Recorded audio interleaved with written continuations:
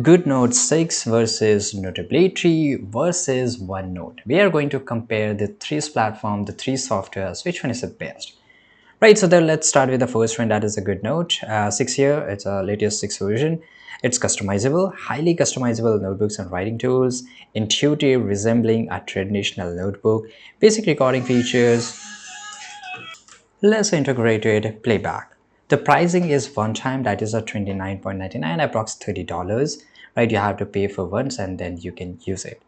Notability is a little bit different, so it gives you much more features than Goodnotes. It gives you audio syncing. It automatically sync audio's recording with notes for easy reference, users subjected and divides for easy navigation, converts handwritten notes to text, and there's a free version available, as well as it gives you a yearly plan which charges you around $14. Right, now the last one is OneNote. So it's our oldest one, right? A product of Microsoft, works well with other Microsoft Office apps. It's integrated, strong multi-user collaboration features, supports various content types and freeform notes, and the pricing is if you just buy Microsoft 365, then automatically you will get this for free. Right, now here, so before giving conclusion, let me just give you a summary table.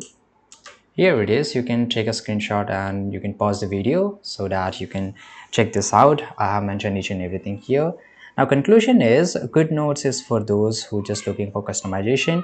Notability is ideal for audio notes, and OneNote is great for collaboration and integration. Thanks for watching. Subscribe.